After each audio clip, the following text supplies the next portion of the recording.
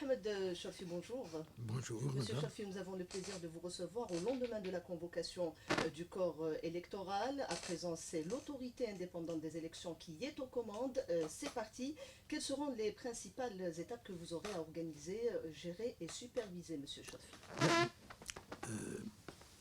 D'abord, permettez-moi de saluer nos auditeurs et auditrices qui vous donnent l'occasion de communiquer peut-être certaines données qui sont utiles surtout pour les électeurs et électrices.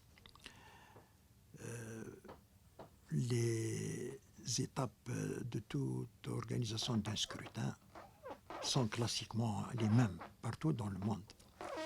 Le problème, c'est de pouvoir les maîtriser parce que, bien que connue, la subjectivité qui les entoure les rend toujours fuyantes. Donc, d'un scrutin à un autre, les circonstances, même si elles semblent être les mêmes, mais l'approche des électeurs et des électrices change à chaque scrutin, même au niveau individuel. Par conséquent, on doit anticiper pour que les électeurs et les électrices, parce que l'objectif est là, c'est l'objectif fondamental, gardent leur confiance en la crédibilité du processus électoral qu'ils ont pour mission ou pour objectif ou pour ambition d'emporter ou au moins participer à la victoire de leurs favoris. Par conséquent, la première des choses, c'est de nous intéresser au fichier électoral. Le fichier électoral, donc, est une occasion à chaque scrutin de faire une révision exceptionnelle des listes électorales. Et c'est pourquoi, dès la convocation du corps électoral par M. le Président de la République, il a annoncé une période pour la révision électorale, donc du 12 au 23. Et c'est pourquoi nous avons déjà anticipé cette question. Et hier, dès l'annonce de la convocation du corps électoral, le président de l'autorité indépendante donc, a signé un arrêté de convocation de la commission de révision des listes électorales dans chaque commune. Et donc, le 12, les magistrats concernés, les personnels concernés, que ce soit le personnel d'appoint que les collectivités doivent mettre à la disposition de l'année en vertu de l'article 38 du code électoral. Donc, ce dispositif est donc en route. Il y aura le recours à la numérisation dans ce cadre? Pour À la la révision, la numérisation? mais la numérisation, c'est vrai, c'est un mot qui... Mais nous sommes numérisés dès 2019. Nous avons... C'est un plus, ça facilite la tâche? Pour les élections, ça facilite la tâche peut-être au même titre que les autres. Mais pour les élections, la numérisation, elle est en même temps une faille. Je m'explique. Allez-y. Oui, elle est une faille parce que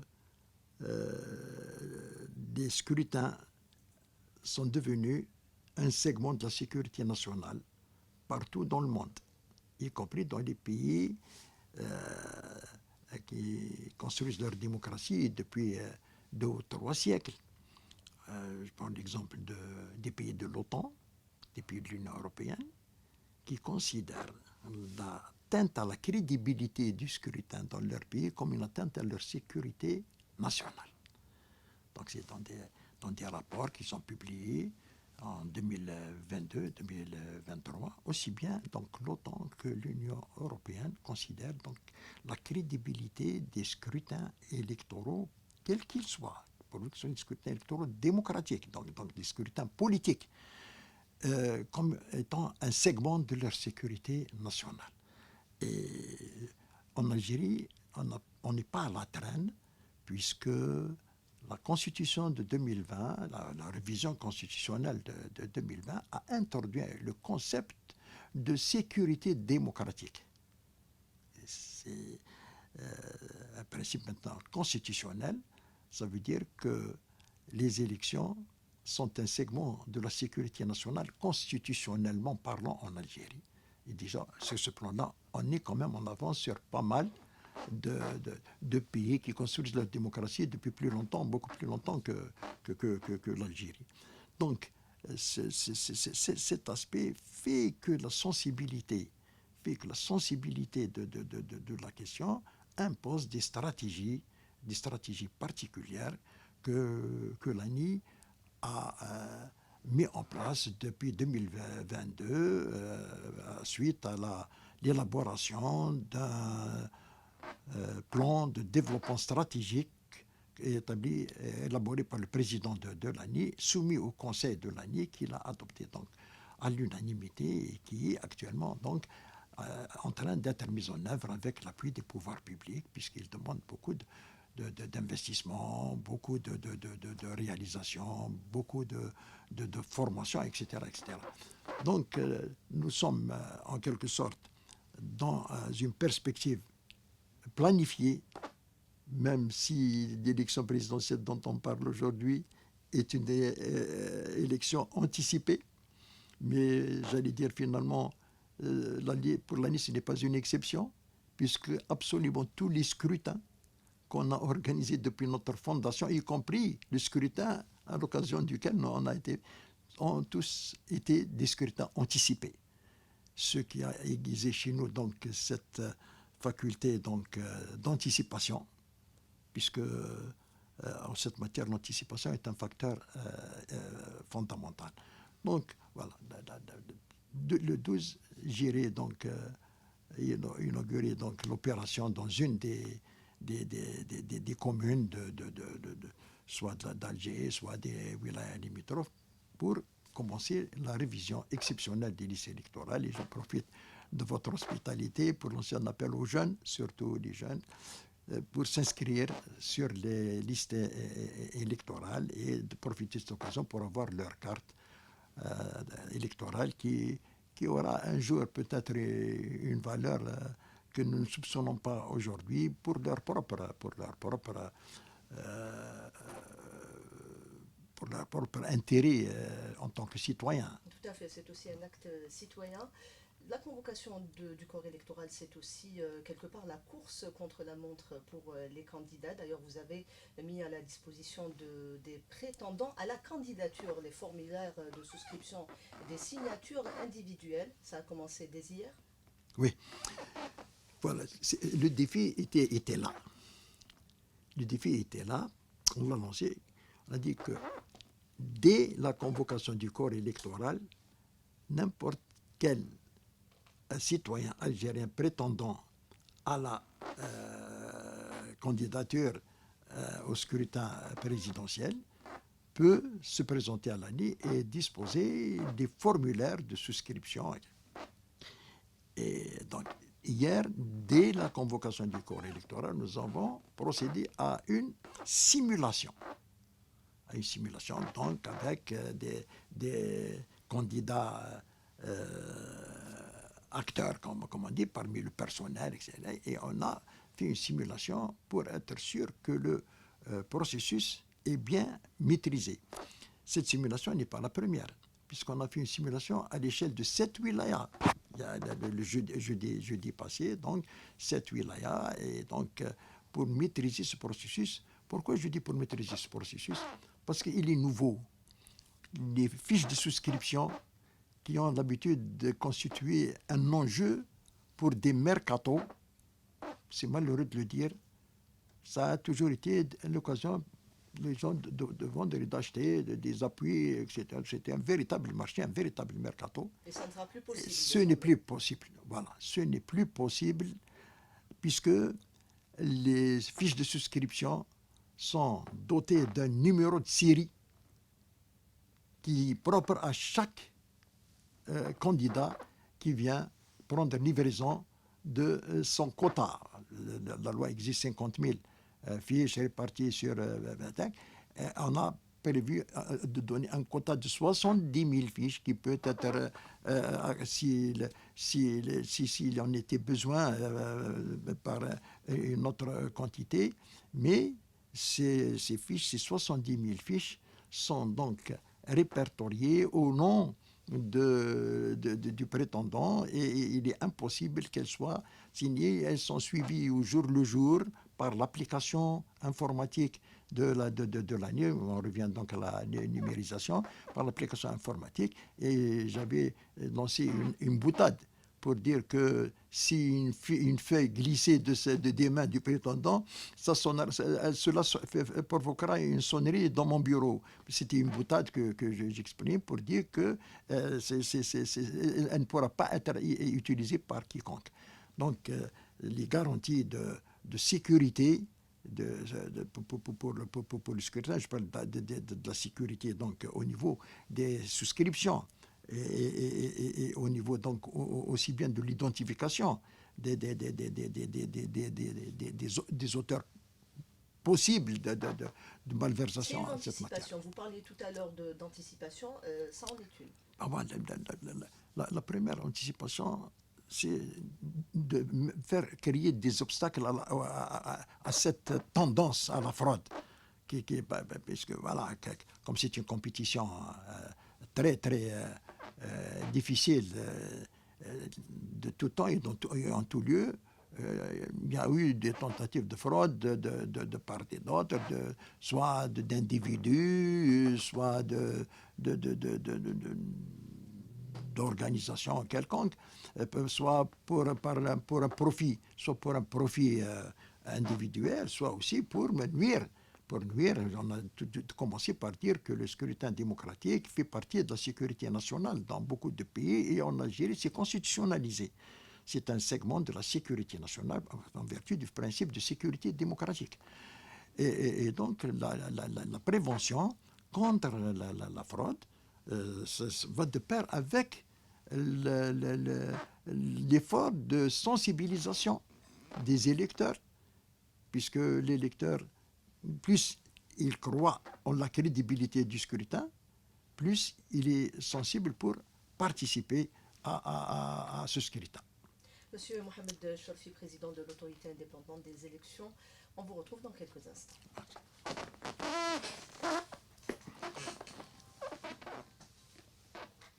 À 8h30, on s'est Périscope Info, l'essentiel de l'actualité avec Nabila Houssine. Excusez-moi, juste monsieur Cholfi, j'avance un petit peu la chaise parce qu'il y a le frottement à derrière, ça fait le bruit. Voilà. C'est bon. J'essaie de ne pas bouger. Très bien. Merci.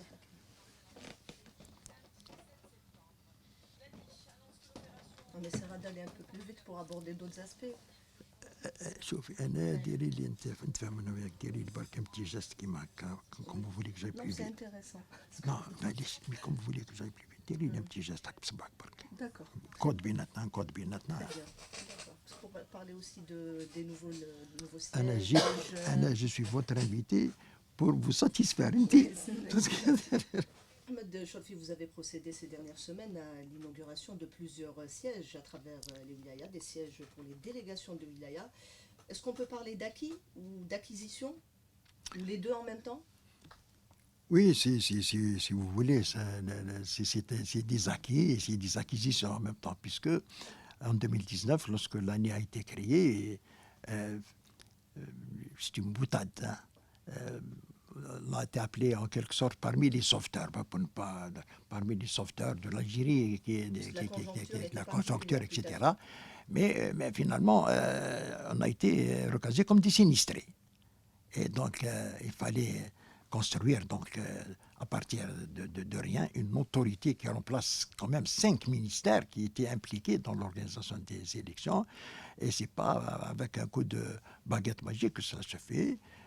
Progressivement, et donc l'État a mis sur pied un plan de financement pour avoir un minimum de structure. Il faut voir qu'avec le Covid, la situation n'était pas propice pour les investissements dans les structures administratives, etc.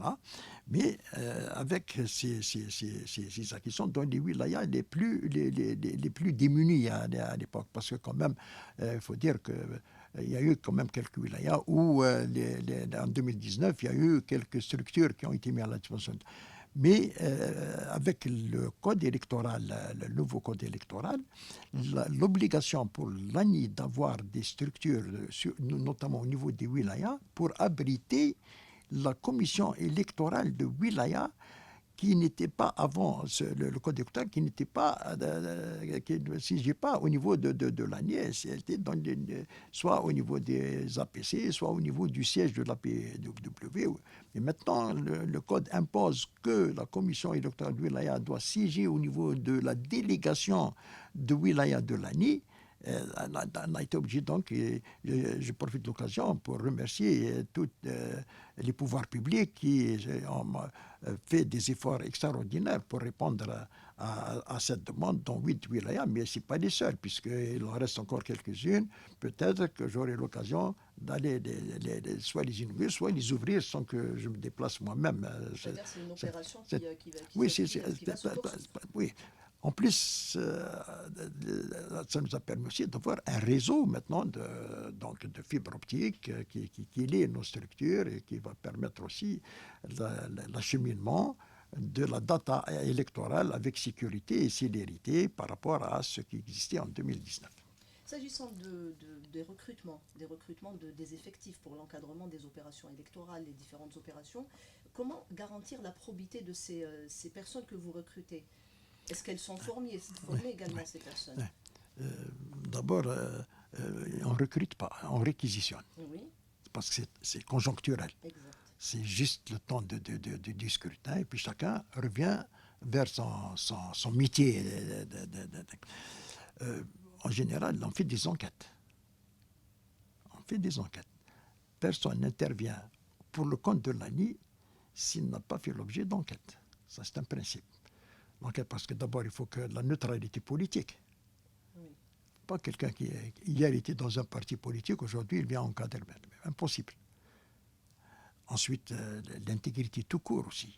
Faut pas, si la loi empêche les personnes qui ont un rapport avec l'argent sale d'être eux-mêmes candidats, a fortiori ceux qui encadrent les candidatures doivent aussi répondre aux mêmes critères d'intégrité. Et donc, les enquêtes, et en plus des enquêtes, il y a la possibilité pour la société civile ou pour les candidats eux-mêmes de recuser n'importe quel encadreur des bureaux de vote ou d'intervenants au niveau des membres de l'ANI, de le récuser sans justifier. Les listes sont affichées, et les citoyens ont le droit de recuser X ou Y. Et si je n'ai pas confiance en lui, il n'a pas à donner d'explication. Donc nous, on prend en considération, puisque l'important, c'est que l'électeur soit confiant en les personnes d'abord avant d'avoir confiance en l'organisation mise en place par l'ANI. Il faut qu'il ait confiance donc en personnel d'encadrement de l'ANI. C'est un véritable défi. Vous avez raison de poser la question.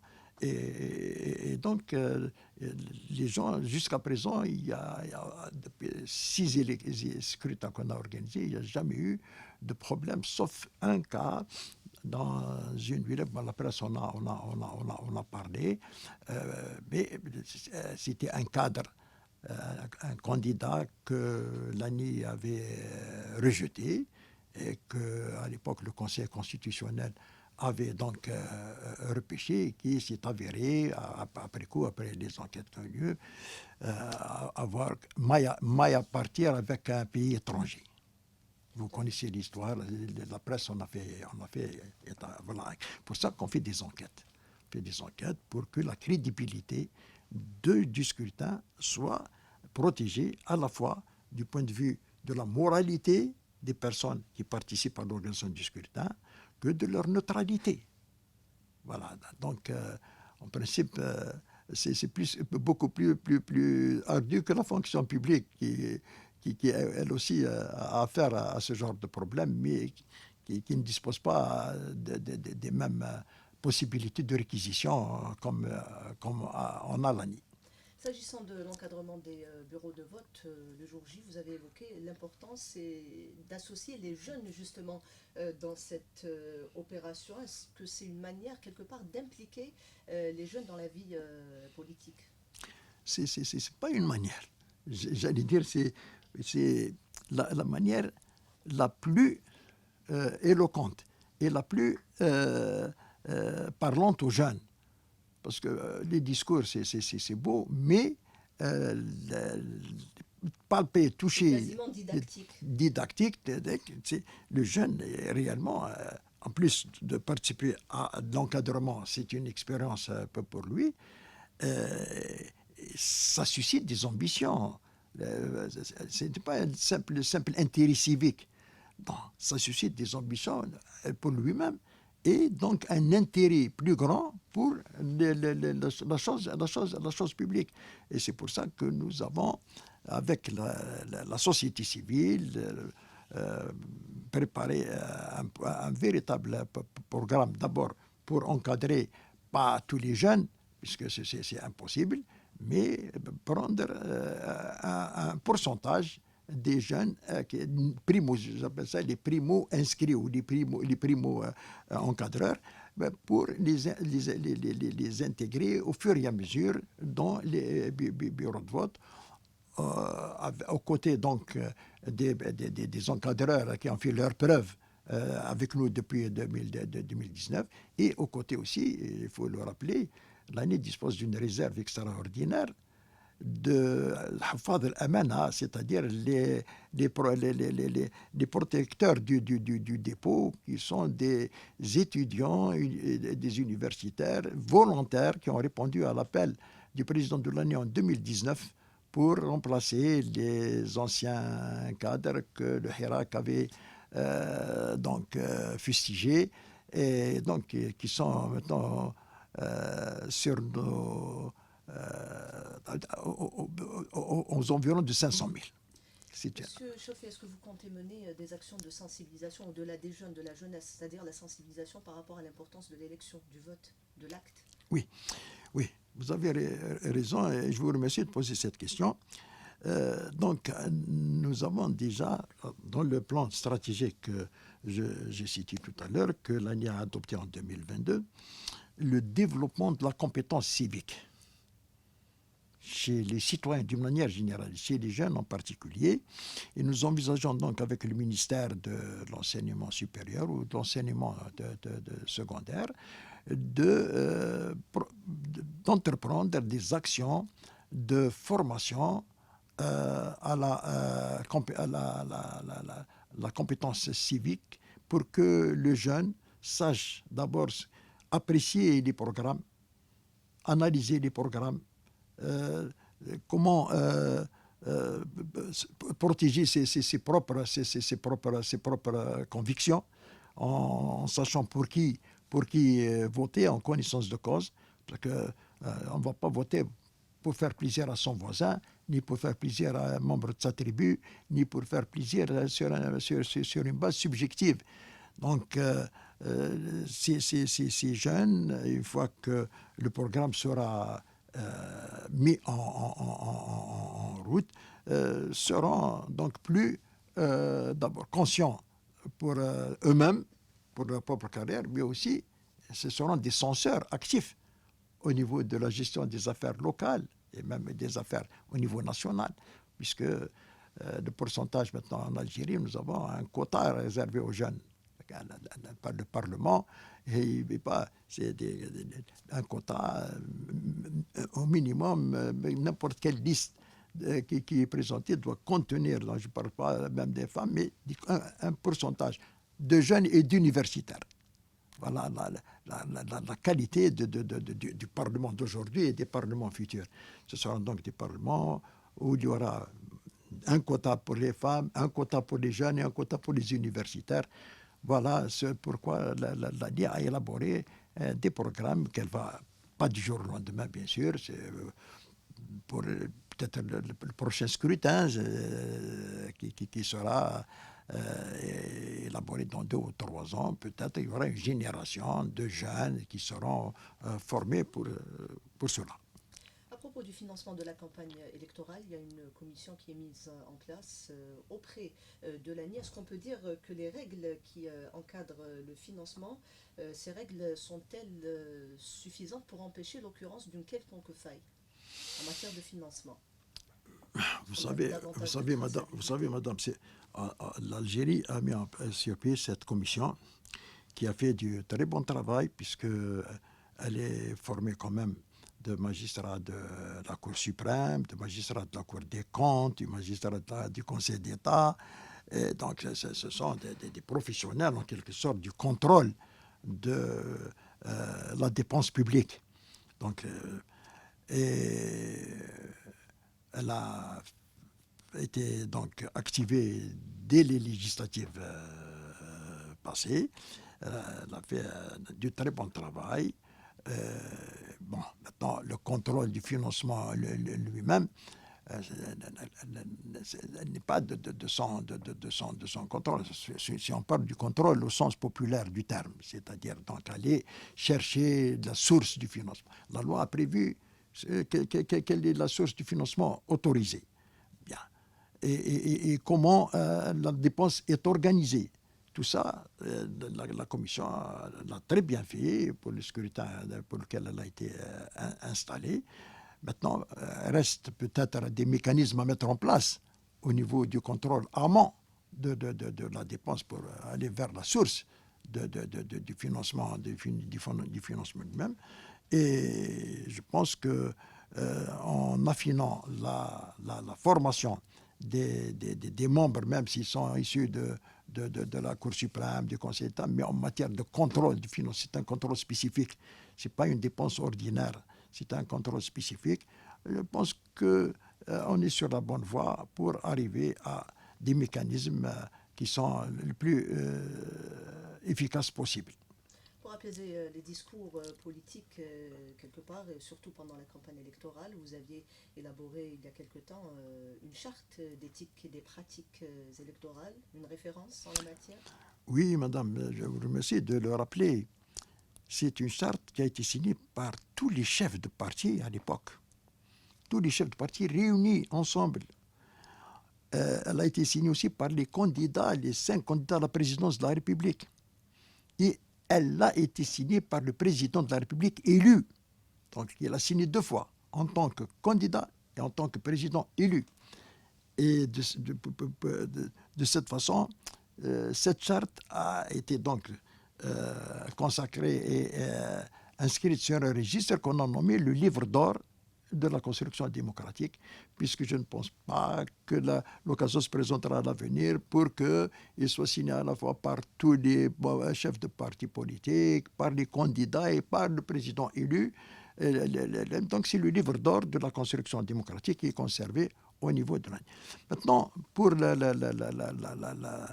pratique, je pense que les acteurs de la scène politique ont acquis quand même la conviction que la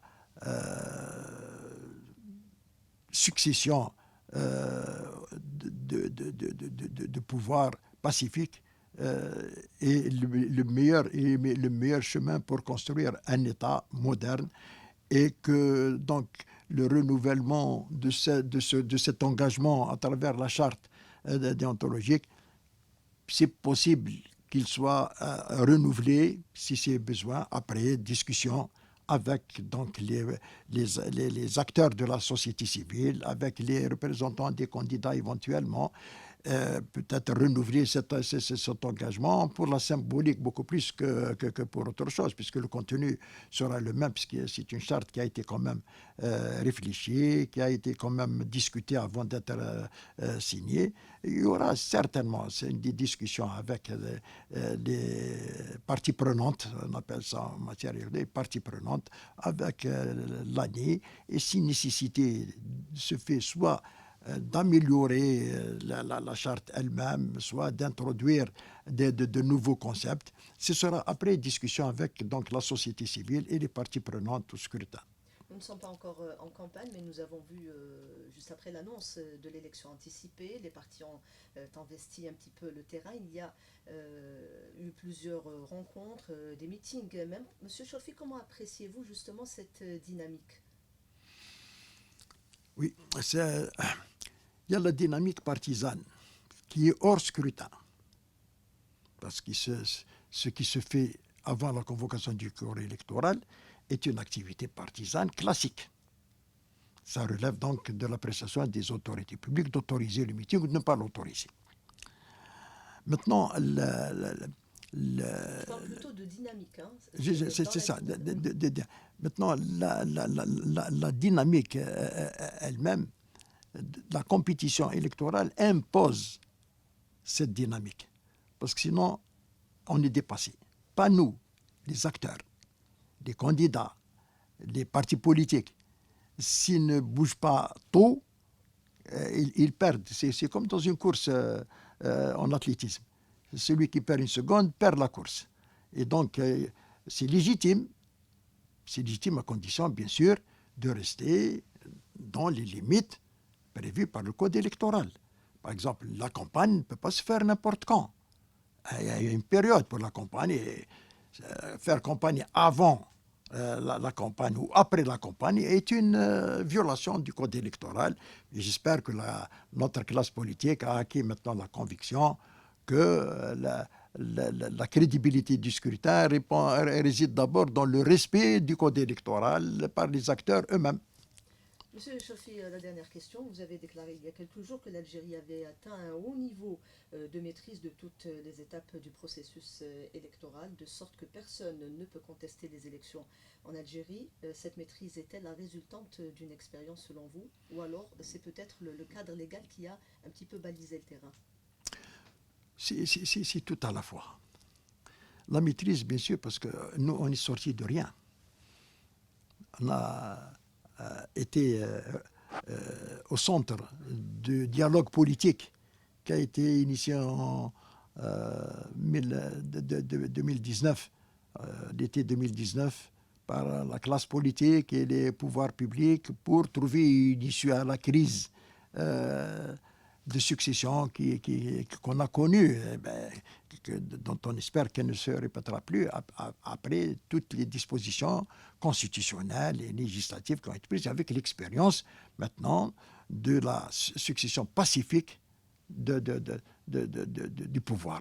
Parce que tout est là. Le problème, c'est pas comment arriver. Le problème, c'est comment faire admettre à tous les acteurs concernés que le libre choix du citoyen est la base même de la construction d'un État démocratique.